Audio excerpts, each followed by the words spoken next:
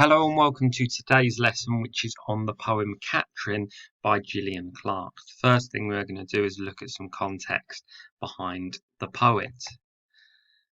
So Gillian Clarke is a Welsh poet. I should say that I wasn't able to retrieve a vast trove of information in terms of context behind Gillian Clarke, but we are going to touch upon some of the key themes in her other poems. So for most of her life, she was an English teacher, and her work mostly revolves around the topic of family and often conflicts within families. And that's a really important contextual point to make. So she has two sons and a daughter, and her daughter is called Catrin. And this poem that we're about to read through is all about the relationship she has with Catrin as Catrin moves into adolescence and starts wanting more and more independence. Now, because this is quite an abstract poem, in terms of the ideas, we are going to look at the narrative of the poem, just so when I read through the poem, you have a firmer understanding of what's going on in terms of the substance and the story of the poem. Okay, so firstly, the poet is at home with her daughter Catrin. Catrin has been pleading with her mother to be allowed to stay out skating in the dark for 1 more hour. The poem remembers when Catrin was born. She remembers standing in her hospital room, looking out the window at the traffic and the people outside. Poet says it was a struggle then, the struggle of the birth, then struggle of the new baby to come into the world and be independent. And the poem moves on from that and links to the fact that it's still a struggle as she's a growing daughter, as the growing daughter wants more and more freedom as she becomes a teenager, progressing into being a young adult. Okay, so we're going to have a read through the poem now before analysing it in line by line detail. I can remember you, child, as I stood in a hot white room at the window, watching the people and the cars taking turn at the traffic lights.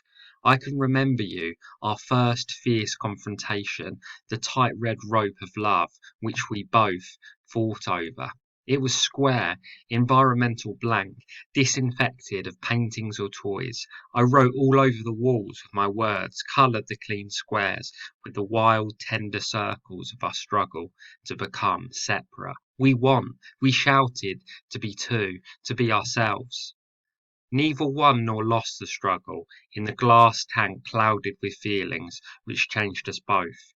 Still, I am fighting you off as you stand there with your straight, strong, long brown hair and your rosy, defiant glare, bringing up from the heart's pool that old rope, tightening about my life, trailing love and conflict. You ask, may you skate in the dark for 1 more hour. Looking at the first stanza, the first line says, I can remember you.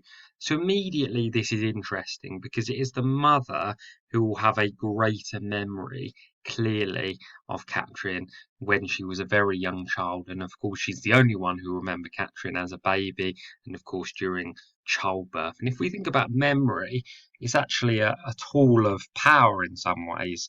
Whereas a mother, she gets to shape the narrative of what Catrin was like, and this affords her quite a lot of power in the relationship here. And the first line says, I can remember you, child. So the significance of child, she's wishing to make clear that Catrin is still a child, even though she may think she's an adult, she still is a child. Another meaning of this could be that as a mother, she wants to cling on to Catrin being her baby, being a very, very young child who was dependent on her mother. And it's painful to see Catrin wanting more and more independence in some ways because she wants to remember her as that young child. So we go on, as I stood in a hot white room. What is the hot white room? Well, the hot white room in this case refers to the labour ward where Obviously, she gave birth to Catrin. Now, this part of the story, it could be after Catrin was born, or equally, it could even be between contractions. But she's standing in the hot white room. And what's she doing in this hot white room? Well, she's watching the people and cars taking turn at the traffic lights. So, on one level, why is she doing this? Well, she is clearly bored or waiting for something significant to happen, waiting for Catrin to be born. This is not in the. This is clearly not right in the midst of heavy labour. She's waiting for something to happen. She's bored. She's looking outside. On a much deeper level, this represents the outside world, and it represents that scary outside real world of independence. And almost it foreshadows the fact that Catrin will, when she becomes an adolescent, want to spend more time out in that world as she seeks to become more independent. It's also interesting it mentions cars and traffic lights. Perhaps this represents the danger of the outside world and the mother's reluctance to allow Catrin to explore that outside world, because obviously that outside world can be filled with danger and risk, and it's a mother's duty to protect a daughter from risk as much as possible. So we go on, I can remember you. So again, it's the mother who is shaping the narrative in the relationship, as she's the one with the strongest memories. Our first fierce confrontation. So what is their confrontation here? So this actually refers to childbirth. Their confrontation is when Catrin was first born into the world, and this indicates that perhaps it was a particularly painful, traumatic labour. But it's interesting, it's very revealing about their relationship. First fierce confrontation. So this suggests that it's the first of many confrontations that they will have as mother and daughter. So the next bit, the tight red rope of love. So what is the tight red rope of love? So several meanings here. One clear meaning is the tight rope of love is the umbilical cord that literally attaches mother to daughter. However, that umbilical cord is also metaphorical, because it represents the fact that however old Catrin gets, however independent she thinks she is, she will always be tied metaphorically to her mother, who thinks she knows best and is looking out for her daughter. There'll always be that metaphorical and sentimental tie. There's also, you could look at it in terms of the tight red rope, well, tightrope, that actually parenting is a tightrope. It is very difficult, but also it's a tightrope between wanting your child to become themselves and actually develop an independent character and to develop some sense of independence, but also wanting to protect that child from the risks of that dangerous outside world. So this tight red rope of love, the enjambment carrying it into the next stanza, we fought over. So it's almost that tie was something that was disputed almost, that the daughter desperately wanted her independence when she was an adolescent, and they had arguments over it. You're my daughter, you'll do this, and perhaps she said, no, I won't, I want to do this. So it suggests they're fighting over that tight red rope, metaphorically. So we go back now to describing the hospital room where she gave birth to Catrin. She described it as square, environmental blank. So it's completely starved of any life or sense of joy, because obviously this is a deliberately sterile space for obvious reasons. White walls, blank square. It's very, very austere setting here. And Gillian Clarke describes it disinfected of paintings or toys. So you will need paintings and toys to keep your child occupied, but this hospital ward, although it's helping her to give birth to a child, does not prepare her for the realities of raising a young child, where you'll need paintings or toys. And it's almost suggests it's a kind of depressing experience in some ways, giving birth, that in this ward's starved of life. And if you're feeling nervous about the prospect of giving birth, certainly this is not going to help. So the next line we can read as somewhat metaphorical. I wrote all over the walls with my words, coloured the clean squares. Now we doubt that she's literally getting up from the ward and painting the walls or writing, graffitiing all over the hospital walls, or at least we hope she hasn't done that. So perhaps this is metaphorical. She's almost projecting her stresses and anxieties onto those white walls. It's like a blank slate. Perhaps as well, it suggests that when a child is born, it's almost like a blank slate, and actually, if you project your worries and anxieties, that baby is going to absorb that nervous energy as well. So we move on, and she says, with the wild, tender circles. So there's an oxymoron here. Wild suggesting uncontrollable, eventful, tender suggesting obviously very, very soft and affectionate. And perhaps this represents the conflicting nature of parenting, that sometimes you do have to allow for fun and joy and a bit of anarchy in your life as a parent, letting children, particularly young children, play and explore the environment, but tender suggesting that as a mother as well, you do have to also be very soft and gentle and affectionate. So it represents the complexity of parenting. And circles suggest that this is an ongoing process. It's not a straight line. One day you're wild, one day you're tender, and it just stops. It's an endless loop that you have to manage these qualities and characteristics if you want to be a good parent. And again, we go back to this idea of conflict, and remember, it should be said that Catrin is indeed part of the conflict cluster of poems. So we are going to have some sort of struggle here, and this is represented in the next few lines. So our tender circles of our struggle to become separate. So clearly the daughter wants to be separate, because not that she wants to disown her mother, but she wants to be separate in the sense that she is an adolescent, she's a teenager, she wants her own life, her own identity, to be able to do independent things.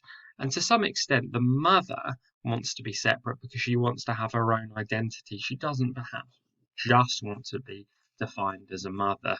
There are other qualities to her, and she doesn't just want to be known as that. So these are the arguments that they had, and we don't know exactly when they had these arguments, but they certainly had them. We shouted to be two, to be ourselves. So it's that desperate fight for their own identity. So despite the fact that they are happy ultimately to be mother and daughter, they also want their own identity within that. So who won this battle? Who ultimately wins the battle, mother versus daughter? Well, no one. No one, neither won nor lost the struggle. So there will always be a push and pull between Catrin and her mother, where Catrin wants more independence, the mother will say no, and it will go back and forth. But no one ultimately wins this. And it goes back to that circle idea, that this tension between independence and also restrictions on that, because you want to protect your child, is an endless struggle, an endless loop. So it talks about in the next line, in the glass tank clouded with feelings which changed us both. So the glass tank here is a metaphor perhaps for when Catrin was in a cot. And almost a cot is the ultimate symbol of dependence. A young child in a cot is fully dependent on their mother and indeed father for everything. And obviously there are lots of feelings tied within this, that the mother views obviously that task of looking after her child. She relishes it and she has feelings connected with that task. And as the child becomes more independent, that feeling to look after your child doesn't go away. So she goes on, still I am fighting you off as you stand there, So again, that imagery of fighting and conflict, that there's a battle, a push and pull between Catrin and her mother. As you stand there with your straight, strong, long brown hair. So even though they're in the middle of an argument, it seems to me as if the mother is still very much admiring Catrin, and she takes time to notice her straight, strong, long brown hair and the level of detail she's gone into in describing her hair, suggesting this is a feature of Catrin that she loves a great deal. And then we move on, your rosy, defiant glare. So again, there's a bit of an oxymoron here between rosy and defiant. Rosy very much having connotations with childhood innocence. We think rosy red cheeks, very soft, very gentle, very innocent. And defiant is the complete opposite of that. Defiant is saying, I'm not going to do as you ask. I'm going to defy you. Again, suggesting that children are complex beings. Sometimes they're very sweet, cute, gentle, and other times they can be really difficult to manage. And this glare is typical adolescent moodiness, perhaps, where the teenager is glaring at her mother as she tries to put restrictions on what she can do. And this umbilical cord comes up again, bringing up from the heart's pull that old rope. So that rope, although the umbilical cord was cut, and obviously all umbilical cords are cut from in the process or after the process of childbirth, but that tie between mother and daughter is much deeper than a physical, tangible cord. It is a constant metaphorical rope that will never break, never be cut. And she pulls up that from the heart's pull, that emotions, that old rope that ties them, and they tussle for power within that. Tightening about my life. So it's almost all consuming. The love she has for Catrin, that pull towards wanting to protect Catrin, is almost all consuming to the extent that it's tightening about her life. Trailing love and conflict. So again, there's juxtaposition here of concepts. We've got love on one side, that deep, all-consuming love that she has for Catrin. It also creates a great deal of conflict, as I've said. Catrin wants to become more independent. The mother wants to restrict that independence. And then we turn to our final line. May you skate in the dark for 1 more hour. So what's this particular argument is about? It's about Catrin wanting to skate later at night, we can assume, for 1 more hour. But clearly it's it represents something a lot deeper. It represents that strive of Catrin for independence. It's very significant, I think, in the dark. And it goes back to what I was saying earlier in this lesson about the outside world and the risks of the outside world. Here in the dark represents that sense that the outside world can be dangerous, and all the mother wants to do, is desperate to do, is to protect Catrin from the dangers of the outside world. But also we could look at in the dark as a phrase. If you are kept in the dark about something, you don't know all of the information. So perhaps she is kept in the dark about what is going on with her daughter. Maybe the daughter doesn't share what's in her head, doesn't share her emotions. She's metaphorically kept in the dark about what's going on with Catrin. Okay, the last thing we're going to do in this lesson, we're going to look at the form and structure of the poem. The form is very significant. So although I broke this up into, I think, 4 different sections, if you actually have a look at how Catrin is presented, the form of Catrin is presented in your anthologies, you can see it's 2 stanzas, and one of the stanzas is longer than the other. So what is the significance of that? So the 2 stanzas could represent the mother and the daughter on one level, the mother being the larger of the stanzas. Going deeper than that, the break in the stanzas could represent the distance between mother and daughter. A possible theory that actually a student gave me last year, in fact, could be that the break in the stanzas could be the umbilical cord being cut early on, so that that literal separation between mother and daughter, as obviously early on when Catrin is literally inside of her and they are literally one. And obviously when she is born, the umbilical cord is cut and they are physically separate, but there'll always be that red rope of love tying them. So maybe that physical separation during the process of childbirth is represented by that break in the stanzas. So in terms of a structure, so remember, form is the shape, size, and number of stanzas. Structure generally refers to the rhyme scheme and meter. There really is a lack of a distinctive rhyme scheme, and this could again link to the fact that there is no distinct rules to being a parent. Although you can read various guides on how to be a parent, there is no exact rule book, because all children are different, situations are different, and there's no exact rule on how to parent. So parenting and raising a child is unpredictable, and this is reflected in the lack of a distinct rhyme scheme, that you can't predict it, you can't keep it within the constraints of a rhyme scheme. Okay, hopefully you found that helpful. This was a lesson on Catrin by Gillian Clarke. If you would like to see other poems analysed from the Edexcel conflict series, please check out the rest of my YouTube channel. Thanks for listening.